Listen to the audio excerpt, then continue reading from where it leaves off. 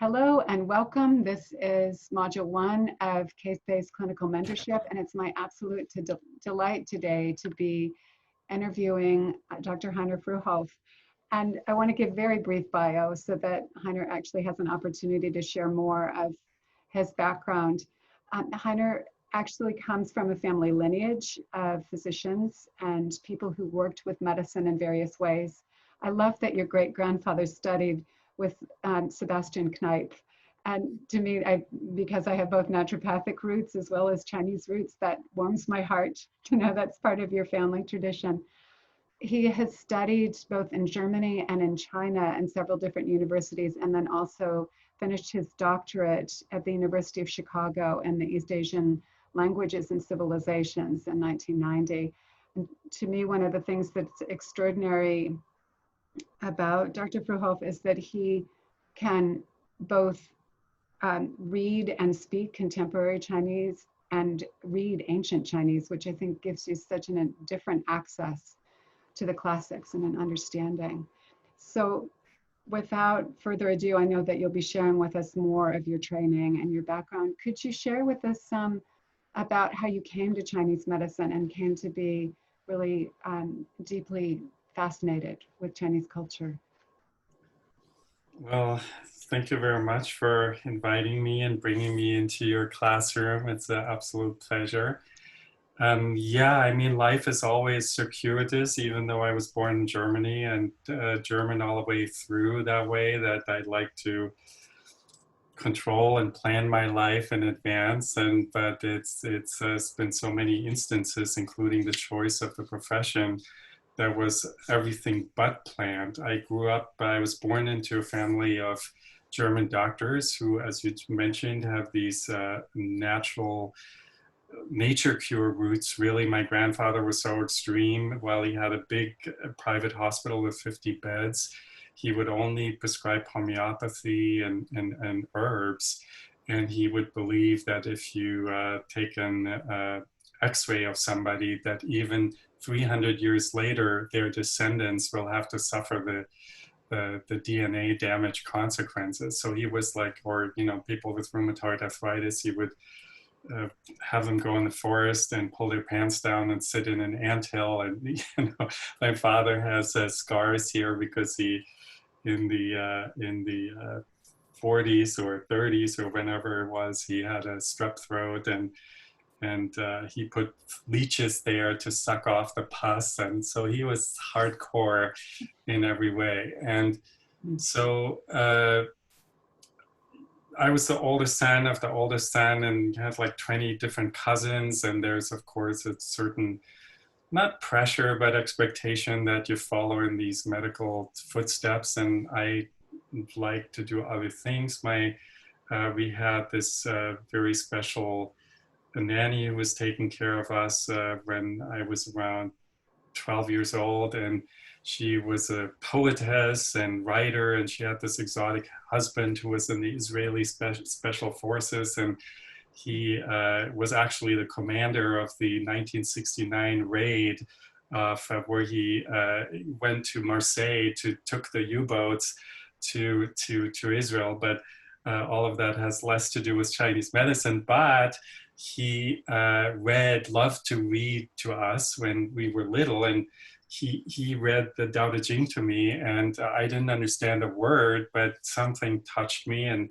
when I turned 18, it was time to go to university in Germany. You need to pick a major and 2 minors, and I picked comparative literature as my major, sinology, Chinese studies as a minor, or philosophy as a minor, and I had to pick something else. And I remembered that exotic draw from that time, picked Chinese, and 1 or 2 weeks into the semester, I was like, this is it. I so love that more than anything else. Immediately made that a major, and was one of the first Germans who in 1982, when there were 30 Chinese people could come to Germany every year, and 30, you couldn't go there as a tour, you know, like paying on your own or as a tourist. There was this very strictly 30-30 exchange program. So I managed as a 21-year-old to get one of those coveted spots, and ended up in Shanghai and met my wife there from the United States, and went to get my PhD in Chinese studies, specializing in Chinese literature, and already had a professorship at Harvard lined up to teach that when, as a young man at age 27 or 28, I got diagnosed with cancer, and wanted to take a time out to find out what are the reason for that, and sort of put that on hold, went back to China. I had the surgery done, declined the chemotherapy and the radiation, and wanted to kind of step more in the footsteps of my ancestors by pursuing these natural healing modalities, but Chinese style. And then mostly wanted to learn about Qigong, etc. But that was in 1990. But again, very few foreigners there at the time. But then I like to have things to do, so I enrolled myself in the university there as sort of a postdoc in Chinese medicine studies, and had the fortune for years then to just study one-on-one with the best university professors at the university, and still have a very personal relationships with them. So I'm happy to say that, different probably from my students and your students, is there wasn't a single minute that I was bored. I was always in the middle of this love relationship with the material, and I will never forget that. It was the best time of my life. So, and then I never looked back. And the minute I came back to the United States, I then started teaching that and founded a College of Classical Chinese Medicine, and the rest is history. That's been the last 28 years. That I'm just thinking about how that archetype of the wounded healer, how sometimes a major illness it's a backhanded gift. It's an unexpected. It wouldn't be anything I would wish on someone, having worked with cancer patients. But what an extraordinary journey that drew you into the culture and drew you into the medicine. And I'm wondering if you could share with us too. Many years ago, I think it was right after I had finished studying at OCOM, I heard you speak, and you actually radically changed my understanding of Chinese medicine when you shared about the origins of Chinese medicine.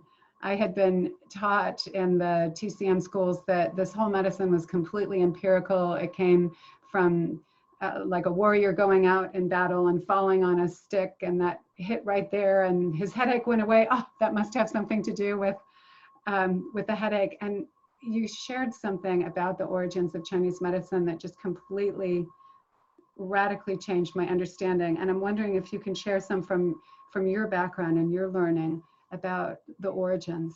Most certainly, I can't promise I'm repeating exactly what you remember. It might be something different, but it's evolved, can which is give wonderful. me pointers. Yeah, I mean, something that after I've lived in mainland China for 7 years or so, accumulated during the last 40 years or so, and it is a communist country or a Marxist material country to the present day. That means everything that is literature, but it's also medicine, gets viewed through the lens of that materialism. And that is the conflict with the record of Chinese medicine that is intensely spiritual, that is completely energetic in nature and shamanic in nature, and then to import that into the modern world, that's why modern reformers, starting with Sun Yat-sen, who was the first president of the Republic, we didn't have to wait for Mao in 1949, but already in 1911, when the Republic was established and the first president was a Western medicine doctor, the first thing he wanted to do is to abolish this feudalist remnants of the past that prevent China from going forward. That included the medicine, and then that got only worse under the communist, and Mao Zedong himself had a strong bias against that and was sort of put the Chinese medicine doctors together with snake oils salesmen and, you know, people who tell the fortune at the corner, etc., and may cheat you in the process, etc. But he had this major break with the Russians in 1960 to establish his own brand of Maoism, Chinese communism, and so that which incidentally was 60 years ago, so exactly the same energetics as we have this year. There's always major flooding, major hunger, major epidemics, and major political upheaval, very often with suppression from the top dictatorially and then below. In 1960, for instance, we have 17 African countries becoming independent, 1900 Boxer Rebellion, 1840 Opium War. So it's this real pattern there that's very interesting. But so he had to, so the Russians took with them all of the Western medicine infrastructure that they had brought with them and established overnight, no medicine, no buildings, no doctors, nothing. So then Mao remembered in a crisis that there is and turned it around and made it a patriotic thing to be interested, just like Xi Jinping does nowadays. You know, like it's a patriotic thing to do traditional Chinese things. And all of a sudden, Qigong and, you know, in moderation, certainly Chinese medicine become fashionable. That's why during the COVID epidemic, there was even government mandated to include that earlier this time than in the SARS epidemic, for the same ideological type of reasons. However, there is that difficulty. You have that materialist, scientific materialist lens, and you need to incorporate these spiritual kind of contents. And therefore, a lot of the way how we getting that portrayed in the Chinese record is basically this kind of gymnastics of this regime with its own requirements of what science is and what isn't, and then at the same time wanting this traditional medicine be there because it's good for the economy. It seems to be doing something positive also, of course,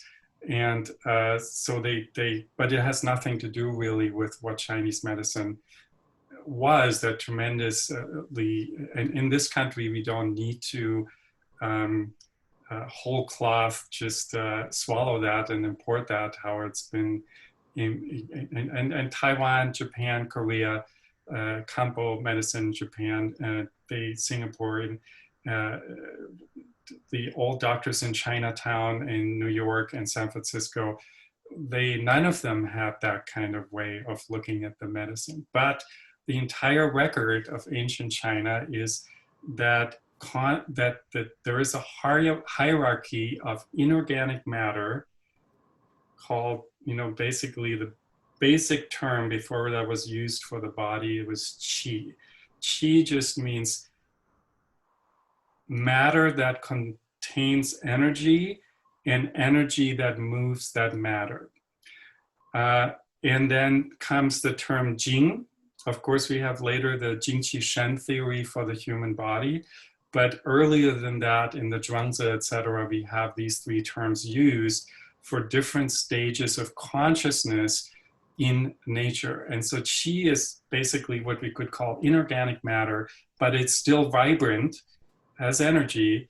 It's not dead matter ever. Nothing in this universe is, from the perspective of ancient Chinese cosmology. And then comes the term jing. Jing, I mean, qi, originally defined as stuff, you know, actually the earliest dictionary says rice. So rice is the grub, right? So that's the basic building blocks. And then jing is refined rice. So in the extrapolated sense, jing in nature is, you have lots of quotes in the classics that say birds run because of their jing. These dogs bark because of their jing, etc. So it's now matter that is alive. It's matter that can self-replicate. So it's not a stone, it's not lava, so it's not ocean water, it's living cells, that's jing. But then the highest level is Shen, and that is one of the meanings of that is human being, so Shen means consciousness. So that is the highest vibratory level and the ability to not just live as part of matter, but be able to turn around and understand matter, ask questions, why am I here? And even understand and overcome the Newtonian laws of matter. And so the entire theory that you find in the classics from the very early descriptions of doctors like Bianxue and Huatou, etc., is people who were cultivated in a particular way, and they were able, and the Neijing talks about that too, that can see energy as clear as we can see this pen here lying on this desk. You know, it's like you look at it, I look at it, we both say this is blue and it's this brand and it's lying to the right of my arm, etc. There's no doubt. Like there's descriptions of being able to see energy in this cultivated form. That doesn't mean every human can, but we all have that potential for that. And it's in a certain way the human mandate to cultivate ourselves to that level. And when we at this level, we can diagnose people sort of Edgar Cayce style, see directly. Even people like Zhang Zhongjing is probably the best example of the anti-shamanic scientist of ancient times, 2000 or 1900 years ago, who said, you know, we don't want to just do this mumbo jumbo stuff, but we have our science with this pulse, with this symptom, you get this remedy. But in his biography, we have a story that is, you know, he meets the Marquis of so-and-so and he says, "You not well." And that guy says, "What do you mean?" He says, "Here, take this remedy." And then 2 weeks later, he runs into him and he says, "You haven't taken that remedy." And he says, "Ooh, how does this guy know that?" And he says, "I can tell from your energy that you haven't taken that. And if you don't, your eyebrows will fall out in 20 years and 6 months later you will be dead." And the guy was like, some kind of quack, he probably wants to poison me and I'm the Marquis and who is he? And 20 years later his eyebrows fell out. At that point he couldn't find Zhang Zhongjing, and 6 months later indeed he was dead. That's one of the few events of Zhang Zhongjing's life that, so even he, who was the ultimate scientist of ancient times, had this ability of directly perceive energy. And so it's completely unfathomable and ridiculous from a perspective of ancient times to say, you know, it's this kind of ramming your foot against some stone and then your headache goes away, and therefore you know that this point on the gallbladder channel cures headache. That's definitely a Marxist gymnastics to be able to ideologically integrate this very spiritual and energetic medicine into modern times. But that's about it. It doesn't reflect what the classical record over and over again in every tradition, be it Confucian, Taoist, or Buddhist, because these are the three foundational philosophical pillars of the medicine, are saying. I'm just thinking also that I've reflected on this, and I don't remember if this is something you've talked about or if it's something that I somehow internalized.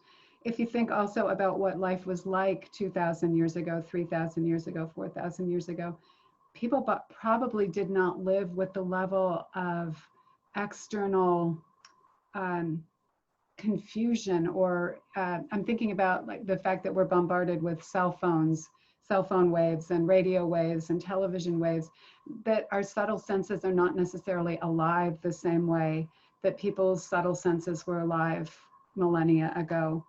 And I'm wondering if you feel like that's part of why they could do what they were able to do, that now seems miraculous or magical for many people, not all, but for many practitioners, that's sort of a miraculous ability. And the second part of that question is, then how can we cultivate that kind of subtle knowing in a world today? This is an excellent and so important point, because from just like in homeopathy, it's the subtler, the more potent. And so this is the entire lesson of Chinese medicine is the more subtle it is, the more important it is. And that's what the message of the classics is, because everybody knows I need to eat and I want to live in a big house and I want to have all of these fancy things. Everybody knows that. But the voice of the classics, of the cultivated masters who are on that Shen level, they always say, but reality of what's really important is opposite. And that takes cultivation. But you're absolutely right that if you look at this character here, I don't know whether this is, so the ancient characters Shen, and Shen for spirit and awareness and a human being, and Dian for electricity were the same, because the root of that is just this earthly branch Shen that interestingly goes with the bladder channel down here, right? That's in ancient times just written like that. And it was just a picture of lightning. So what ancient people were saying was that the universe, and we know that from modern physics, is that the universe is mostly empty space, but it's filled with energy. And so with this intelligent energy that the ancient called Shen, and you can translate that as lightning or electricity or magnetism, but it's this force, and it's very subtle, but it got every single cell of ours is honed into it. And the tragedy of modern medicine is that we are entirely structurally oriented. Anatomy and biochemistry rule. But in the other sciences, particularly physics, we have for decades now, for 50 years, we have biophoton studies. We have, and particularly the Russians and the Japanese are interested in that. But we over here, not very much. And bioelectromagnetism is a big field. So that goes into the Qi and Shen dimension. And what we have done, and I can really recommend to read for us, it's for any doctor really, whether you're an MD or certainly a Chinese medicine doctor, Arthur Furstenberg's recent and very well-researched book, The Invisible Rainbow, The History of Electricity and Life, which is not only about, that there are these, he's writing less about this subtle energy body, but he's describing how 300 years of electric development are starting to overlay the subtle, because these are more primitive, more brutal, more material, palpable types of electricity. As cell phone is certainly the most, microwave, most dangerous ones that has the potential to harm the DNA, particularly in children. But before that, even radio waves, or even in the 1700s, all of these examples of, parlor games that were played at the court of the French king, where somebody was rubbing a glass bowl, and then there was a row of 100 people, and then one person touches that bowl and that electric thing, and everybody falls over and giggles or so. And people who did that all the time, couldn't sleep, and they were getting insomnia, etc. The people who invented radio, they were like the Queen Victoria had a heart attack the night that the first radio station was turned on 10 miles away from her house. Wow. On that island, because at that time it was a very primitive setup where the whole mountain full with these blaster things, like basically blasting electricity out into the void and hoping it'll arrive on the French side. These things have a very potent influence on us, and it's just so gradual. There are, studies of gardeners where you can show, when tree rings, you bring a cell phone tower into the neighborhood, all of a sudden, instead of being nice and round like that, they start being zigzaggy or so. So even the trees you're doing something, everything's 70% water in this universe.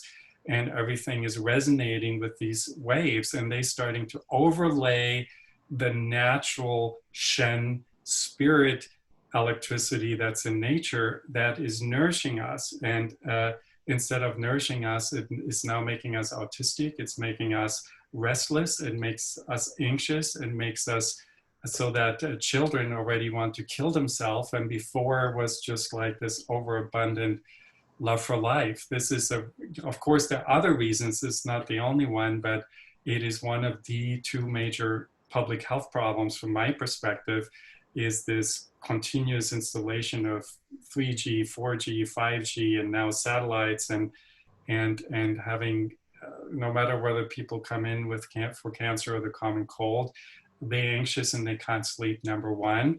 And number two, and coming back to the other part of your question, modern people are plagued by the narcissism epidemic. We're taking ourselves way too important.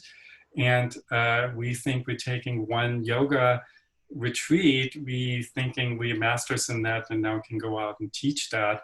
Whereas in ancient times, to not just sort of have a feeling in hazy, I see color sort of thing and have this emotional, I feel something and I have an image and I had a dream.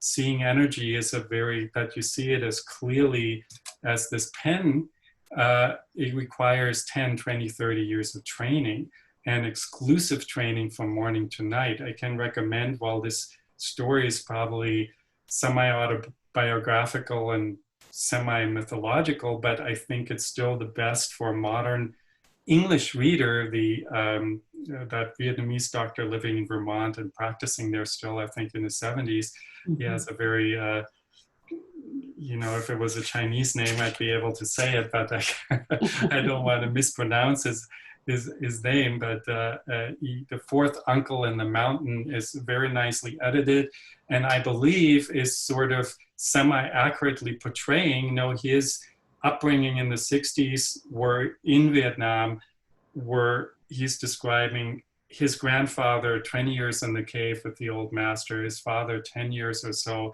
he 3 years, and all day long just meditating, drinking water, doing qigong exercises.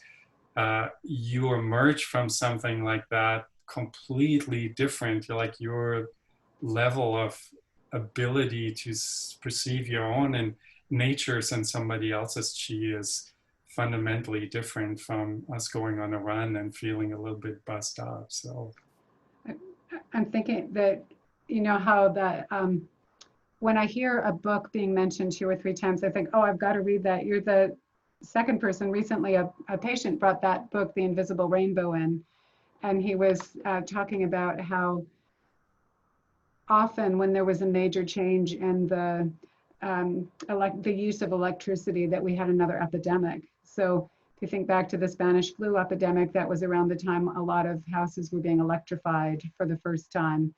And here we are with the 5G and we're having another epidemic. I'm also thinking about the, I cannot tell you where this came from, but somewhere in my training, this stuck. Someone said, that this supposedly was an ancient Taoist saying. They say, oh yes, we give herbs, yes, we do acupuncture treatments, we do different treatments to entertain people until they're able and willing to make the inner changes that will help them to be well. And so I feel like what you're describing are really deep, profound inner changes, those energetic inner changes. That's where the deepest levels of healing come from. Yeah. And I always tell patients, though, it's important, I think, to have the acupuncture and the herbs as supports in that process, but they can't replace those deep inner changes. I mean, the merciful thing with acupuncture and the herbs, and that's why that is that most people not only don't have the training for that, but they don't even have an experience of that. And by giving an acupuncture treatment, for instance, you can have an instant feeling of energy, or you feel like the removal of certain restless type of energies, where people who never can sleep fall asleep and relax on the table immediately because this static electricity, let's call it that, comes out of there. So either directly or indirectly you have this experience. And with herbs also, where people, I like using and remember when I used it on my son, this remedy metal pearls, which is for, for the chest and the heart. And it's, I gave that to my son, who was saying he had a sore throat when he was little, and he would always argue. And I gave it to him, and I went to the bathroom, and I came back a while later. He was sitting there crying because he was somehow all of a sudden, out of nowhere, aware of what he was doing with this constant kind of counter fighting, and was apologizing to me and his mother for that. So I was like, whoa, that remedy is pretty intense. So and of course the description, when you open up, the same thing with this COVID, so many articles in China now with herbs that inhibit virus replication, herbs that do this with the virus. But the ancient description of herbs, as we know, was purely energetic, so, or just like acupuncture points move energy and affect consciousness. There is like a little spirit in each point. Each herb has a spirit in it and moves the energy in a certain way, and that's how they were described in the ancient Materia Medica. Not this one has vitamin C, and this one has starch, and this one has sugar. And that's such a more sophisticated, functional, and systemic way of describing plants and points on the body than this mechanical way of looking at the body in that nature. Part of the way I've over time come to think about plants is that the intelligence or the spirit in the plant interacts with our spirit or our intelligence, that there's a mutual dance that happens in that process. Yeah.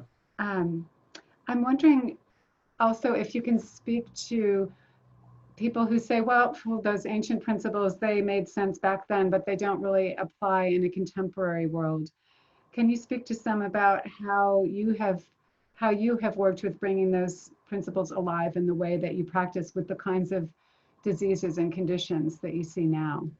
Yes, the creator of a college that's called the College of Classical Chinese Medicine. That's, of course, I think about that all the time and get asked that question all the time. The short answer is it's more relevant than ever, because the term classical means timeless. It's the truth that was true not only 2,000 years ago when the foundations were fixed in the Huangdi Neijing of our medicine, but 50,000 years ago and 50,000 years after us. Whereas the Merck manual, Western medicine, you need to throw out every year and buy the new one, because what was cutting edge standard of care today, tomorrow is going to be barbaric. And I can't believe that was once what we did. Yesterday it was x-raying your feet when you go into the shoe store, and those people now have thyroid cancer or leukemia, whereas and tomorrow it might be the barbarism of radiation, chemotherapy, etc. But it is constantly changing. So it's quite amazing, when I give my patients a remedy where I can say, this is a remedy from a book that was written 2,000 years ago, and it cured your cancer condition or whatever else it is, that Western medicine, even, you went down to the most fancy cancer center there, I forget where is it, somewhere in Houston, and they didn't have an answer for that, but that 2,000-year-old remedy solved your problem, So this is Liu Lihong, who's written this book here, the Classical Chinese Medicine, says the problem is because he, of course, even more so is encountered, because TCM is, of course, mainland China invention, and he's living and working in that environment, so he has even more pressure than we, so he constantly needs to defend that. And he says that the problem is that we as modern people, we look forward to the future for the salvation, whereas, and we take care of our children more than of our parents, whereas in ancient times, the lineage concept and looking backwards to the purity of the teaching in the ancient past is most important. Like the first chapter of the Huangdi Neijing is called the Shanggu Tianzhen Lun. So the treatise on the heavenly truth as transmitted from not just ancient times, but very ancient times. So antiquity is divided into very ancient, middle ancient, and recent ancient times. So the older, the more pure, the more profound, the more true. Later, it's commentator and gets diluted and diluted, right? That I Ching in the beginning was just a chart with 64 graphs, and now we have like big books like that. You have a, you know, Paul's books here in Portland, you have an entire shelf of big books like that that are called the I Ching.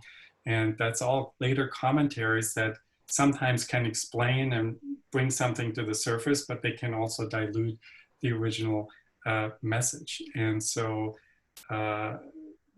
we are so removed, you know, in an age where I'm obviously not, science can be incorporated into the classical way of looking, but it cannot it cannot go the other way around, and so that the classical way becomes co-opted and thereby obsolete because you think we've got something much better, and that is exactly what's been happening. And we have people like Elon Musk and other people and Google investing, and that's, you know, like my pharmacologist friends, they gazillionaires, they investing in that and think that's like the next thing, and injecting some chip into your thing, bloodstream that reads all or instantly gives you feedback about your cholesterol, and with their cancer cells, and planting a chip in your brain so you don't even need to, you know, you just think something and you're wired in like the Borg.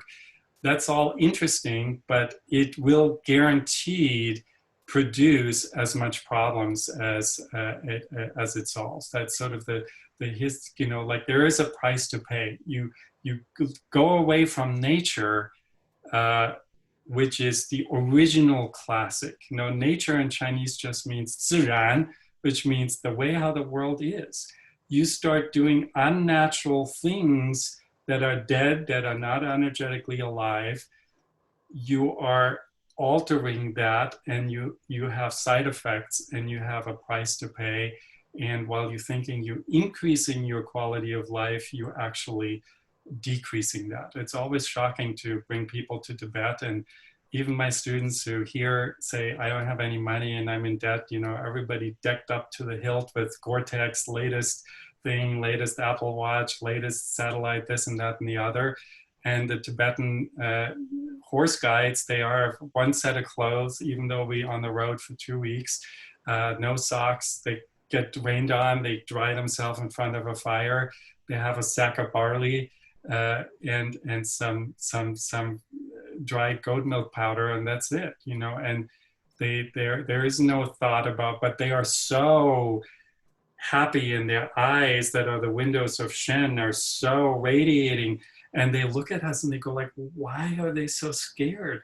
Why is their Shen? They can't really say that, but they genuinely worried about us, you know. So that is a view by going to these kind of places where life is still hundreds of years in the past. They're getting less and less since the golden arches are being planted everywhere, even in the Mongolian tundra nowadays. But it is an excursion into you asking about what was life like in the past. People weren't so, they were living in the here and now. They were communing with nature in a direct and energetic way, and having an enormous quality of vibrancy and happiness that comes with that, and none of these kind of anxiety, depression, etc. kind of issues. And I believe that that's while there were, you know, no antibiotics and epidemic diseases and this and that and the other, history is always a spin to make the people who write the history make our times seem better. When I read the classics, it's nothing but this emanation of wisdom and of beauty and of excellence and of high quality of living and respect for nature and respect that people, at least in these lineages, people were educated enough to write these things down, was coming from that. So it's, we are, in a certain way, we are pitiful that way, you know, and that includes myself. It's, you know, I have this restlessness and, you know, we are all I live in the paradisical environment where I'm 40 minutes away from downtown Portland, and where you have a, you know, 500 microwatts per square meter anywhere on the streets of Portland. And out here I have 2 or 3, you know, so that's the very rare, but still that's different from if I go to a place where it's 0, you just feel the hum of the land. You feel the song of the land and you go like, oh my God, why am I so relaxed all of a sudden? I feel like myself, like how I remember when I went to Brittany when I was a teenager and swam in the ocean, I felt like that. So we all in this together, and we can make it better with Qigong and yoga and saltwater baths and those kinds of things. But we all anxious, we all restless, and we all modern people who are too preoccupied with the question of what's in it for us, rather than this living in the moment and living, you know, what can I give back to the universe? That's what I see in the classics. And that is so relevant nowadays, not just for ethically, I can have this badge, I'm a good person, but from a Chinese philosophy and medical perspective, there's, you know, I've been instrumental bringing this Xing Li Liao, being the true nature, Shan Yuan Dao, the path of the good person, is sort of a emotional healing from the 1800s by a philosopher and educator called Wang Fengyi to the West. There have been multiple books been translated, notably by my colleague, Dr. Sabina Wilms.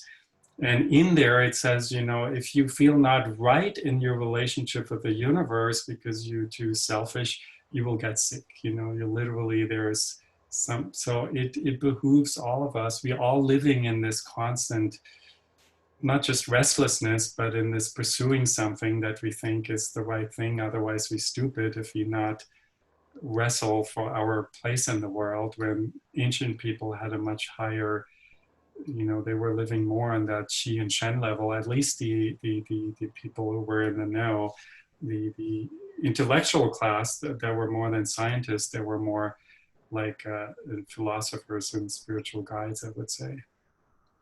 And that includes the Chinese doctors of ancient times, all the way into the 1930s, really. I think about how it's still true among many Tibetan physicians. They're both a monk and a doctor. They both have the inner training as well as the medical training, and some traditions that's still alive. I'm also thinking of 2 things in what you've shared. One is what I hear in part about the modern world is the lack of trust in the indwelling. I think of it as native intelligence or indwelling wisdom that's in nature, that's in our own bodies. Yeah.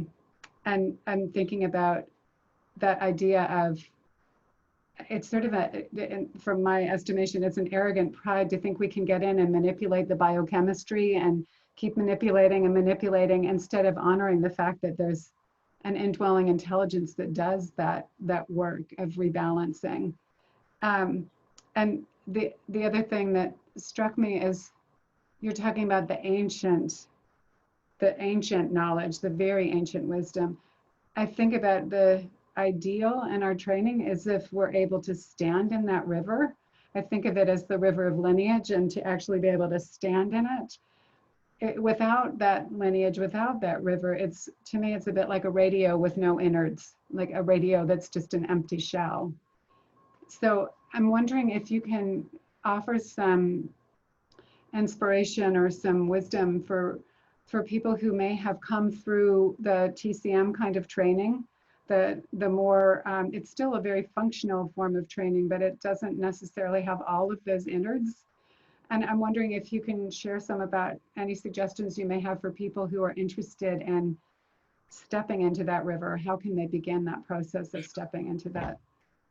I mean, the first thing I want to say is that there is no antithesis between what I refer to as the classical lineage river tradition of the medicine and the TCM, because TCM is just is part of that, but it's just one teeny lineage. Namely, it was 4 physicians literally who were given the order, here we're going to put you in this hotel room together for a week or 2, and you need to come up with this super simple distilled system that does not contradict Marxist science, but that's also easy to learn and memorize and doesn't have too many points, doesn't have too many remedies, and doesn't have too much theory, but is immediately usable by illiterate peasants. So that was the start of the barefoot doctor movement, and we can still buy the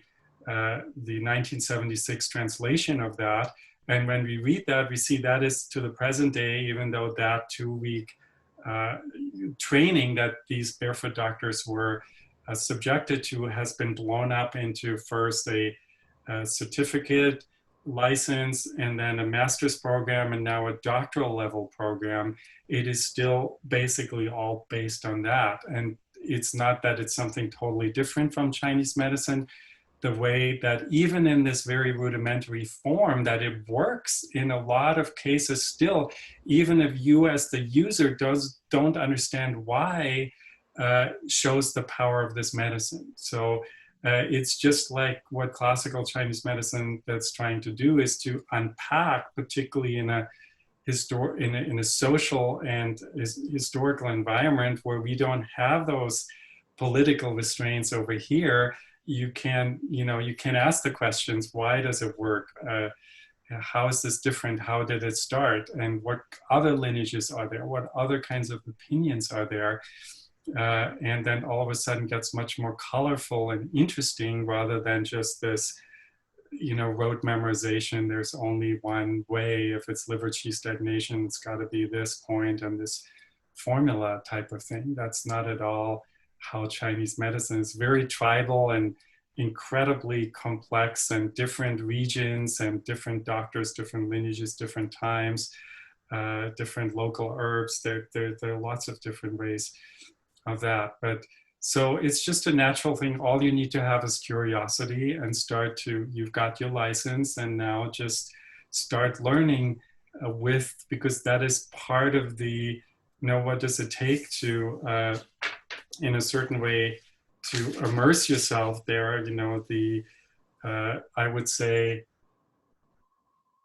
recognize Chinese medicine as a science in its own right, because this is something that TCM, as coming out of China, has done, is that kind of pulled the rug out from underneath Chinese medicine, basically saying we don't trust your philosophical foundation. We don't believe you have a scientific foundation. You've got a bunch of stuff in your satchel that we think is interesting and that seems to be working. We don't quite know why, but we're going to use it. But you will be observed at every step that you take through the eyes of Western medicine. And so there is literally the Ministry of Health in China that has 2 subcategories, and that's the ministry for both Western and Chinese medicine, but it means the overall Ministry of Health that is Western governed is governing Chinese medicine. So all of the research and what gets funded and all the books that get published, because you can't just self-publish books in China, they need to be approved. What the teacher says in class, that's why it was so important that I studied with them at home, because they could relax and drink tea and say what they want. And then they say, it's in class, I need to read from the book. It's like whether I teach nurses in their first year or doctoral degree candidates, they all learn from the same book essentially. And that's not how it's supposed to be. So, so exposing yourself to the possibility that Chinese medicine is a science in its own right that has its own symbolic way of classifying not only matter, but energy. And through this incredibly sophisticated way of cultivation, where you can see energy yourself if you so choose. And then, of course, in the meantime, symbolically, through the 5-element system, through the 6 confirmation system, through the Bagua and all of these other methodologies, you can indirectly, you have this pulse, you have this symptom, this color, this smell, read energy inside of the body without needing to open up the body, taking a blood sample. And so in China, it's always, patient comes in and they say, show me your Western diagnosis first, otherwise I can't treat you in Chinese medicine. That is anathema to a truly classical doctor, because first of all, there was no Western medicine, and you just used, you have a pulse, you have symptoms, that's enough for me to treat you and successfully treat you. I have a teacher who once successfully cured a cancer patient. You didn't even know that patient had cancer because the Western doctors had already written him off, and he just had edema because the tumor was pressing on the lymph, and then his leg swelled up. He said, can you cure this edema? He basically just tonified and dried damp in the spleen, and as a side effect, the patient kept living and living. The edema went away. He had another scan. And then they said, ooh, we don't know what happened, but there maybe was a misdiagnosis, but your tumor is gone. So he goes back to my teacher and tells them, I wanted to let you know that I actually had this and now I don't have it anymore. And thank you very much. So that's a interesting Chinese medicine story there. You mentioned trust is important there. In the 5 virtue system that's existed since the Han Dynasty, compassion goes with wood, the deep politeness and respect goes with fire, wisdom goes with water, and the sense of justice and clear discernment of what's right and wrong goes with metal. But the quality of being able to trust and believe in something goes with earth. And so in Dong Zhongshu, who was one of the earliest medical writers, he may even have participated in what is the Neijing, I believe, because some of his Chunqiu Fanlu, Heavy Dew on the Spring and Autumn Annals that got recently translated into English from the 2nd century BC, chapters, they are about the importance of the earth element and the associating which we know from the Shorwen dictionary, that before the heart became the fire organ, it was the earth organ. So it is, earth means stability, means foundation, means belief. From a modern perspective, we say, oh, you so gullible, you believe in that, or you this religious person or something, therefore you can't be scientific. It disqualifies you from having a basis. But even from a certain perspective, even science is for a new belief foundation for modern people so that they feel like they have solid ground underneath their feet. So for us, the important thing is we have a medicine that's very sophisticated in its not just the philosophy and the methodology of therapy, but also in the science of diagnosing. And we are able to, we don't need to wait for this Zika virus, Ebola virus, or whatever it is. To the patient has symptoms, we can immediately start treating that. And then secondly, believing if there's a disease out there, that's the rule of yin yang.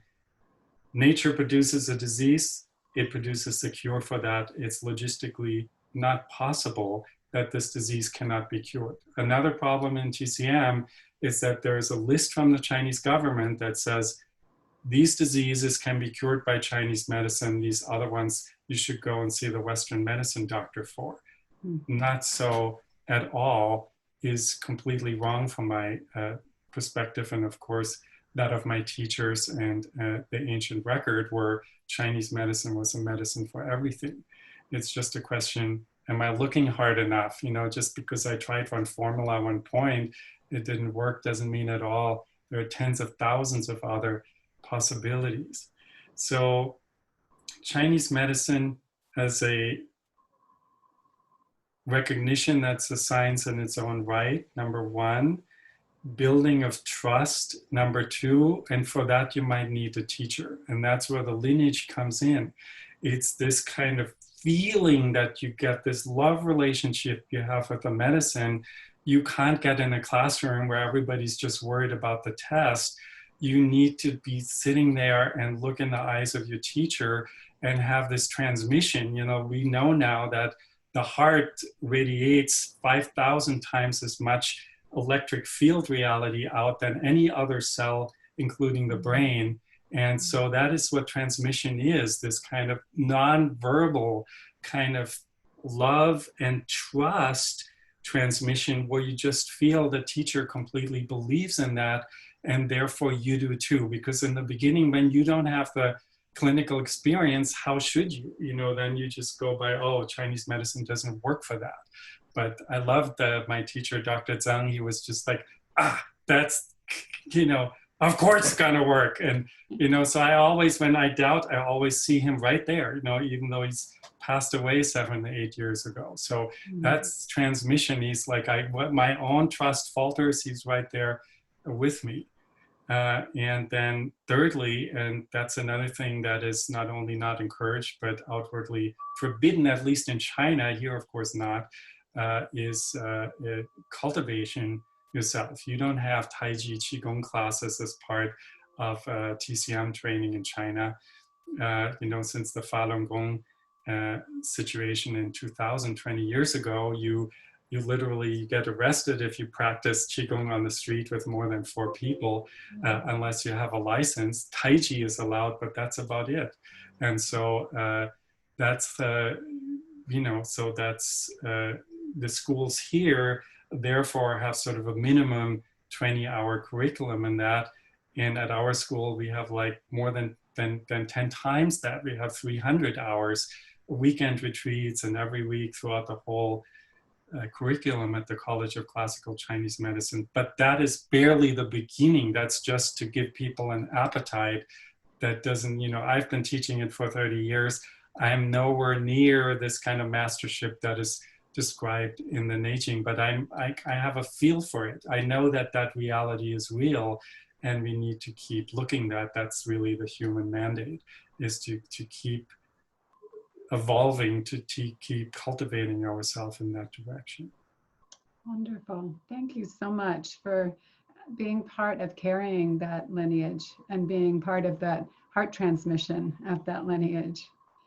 And I'm wondering too, in closing, if you could share how, if students are interested and want to have a deeper dive in working with this classical understanding of Chinese medicine, do you have, you showed the book, and that my copy is up on the bookshelf. All right, pick it up again. I don't have it right next to me. If you have suggestions about how they could deepen, are there ways they can stay in communication with you? Are there ways that they can continue? Yeah, of course. I mean, because for so many years, I've been, in addition to teaching at the school and having a clinic here, I traveled since I grew up in Germany, and spent so many years in China, very much at home in these 3 continents. So I've been every year traveling to all these places and teaching seminars, but there's only so many people you can reach at the time, and you feel like, wow, we really got to a very special place with this group. And we've been taking for 20 years people to China, where we whole months together and doing Qigong in the morning, chanting at night, and having these transformative lectures by you know, some of my teachers there. And that's very nourishing for me, and our students emerge. But it's only 20 people, 30 people each time, and so that's why for the last 15 years, I'm with this. Technology has its bad points for sure, has also some beneficial ones. Otherwise, we couldn't talk right now. So just been recording some of these experience. So we have a 15-year-old record of relevant articles, translations, and videos, not just of myself, but primarily from these China trips over the last 15 years, including lots of Liu Lihong. This is another book, by the way, that just came out. That's more about acupuncture, right? The Yellow Emperor's inner transmission of acupuncture. So we have more of that, but more acupuncture focused. The classical Chinese medicine is more more theory focused, concept focused, and has herbal information in it. Both of these books very excellently done, by the way, by the Chinese University of Hong Kong Press. They've done a fabulous job. It's only now, of course, takes a long time to ship that. I think Columbia University Press, though, is their Western distributor. Hopefully it gets faster if you order from them. But so I've done this website called classicalchinesemedicine.org for precisely people like that who are at other colleges, because it's a big hassle to, specifically come here, and not everybody can do that or shouldn't necessarily do that, because you may have very good reasons and also teachers in the places where you are. That's sort of like a postgraduate thing then, read books like this. And so there is about 100 hours or more now of video teachings with all translated into English there. And there's some shorter clips that are there for free, but it takes enormous manpower and resources to operate that. So we have a modest annual membership fee. So once you become a member, then you can have access to these hundreds of hours of video and also some articles there. Wonderful. Thank you. So I'll make sure that that's added, that website is added under your under the interview, so that people can continue their exploration and to stay in touch with you. There is also the second thing is I've been if people are more interested in herbal stuff, since my own clinical expertise is mostly herbalism. So I've been cooperating with Healthy Pro-D seminars, now called Healthy Seminars, in Vancouver, BC. And they have, I think, 17 4-hour lectures. That's more for alumni of your school who need the continuing education credits or so, where there are different topics about different diseases and how to use different herbs to treat that. But there are also very general ones, like what is the spleen, what is the lung, what is the those kinds of things. But so that's where I would start, with those 2 books and the articles and the videos that are on those 2 sites, and then of course feel through the website, if you have other burning questions, feel free to contact me. There's also the Classical Pearls, the herb company. I founded because of concerns over quality of particularly classical herb formulas, because you want to have good results. You break a leg trying to learn these classical formulas, but then if in the end the prescription is right and you have standard ingredients, then the results will not be forthcoming. And so I spent the last 10 plus years efforting that direction. And classicalpearls.org is not just a sales website. We've established, for instance, a question answer forum for people who treat coronavirus and post-COVID patients. And there is like lots of reams of materials, but it's not right, for legal reasons, you know, and you need to sign up for free, of course, just as a potential customer, or register that you're at least a student in a school, and then you have access and you can go in there and have access to the question answers to that very COVID specific forum there. Wonderful. Thank you. I just have such deep gratitude for all the work that you've done to make this information available to people so they can stand in that river, they can stand in that lineage, and also for sharing with us today. I feel like you're a living treasure. I'm so delighted. Oh, well, You, thank you very much. You're too kind saying that, but no, you've done an amazing job of bridging cultures and really keeping integrity on both sides of the bridge, and that's not an easy thing to do. it's I'm grateful. It's been a fun life. That's that's why I've been doing it, and it's wonderful to be able to teach that, and it's wonderful to have been asked these questions by you today and be able to share that with your students. Thank you so much. Thank you. It's been a real pleasure. Same here.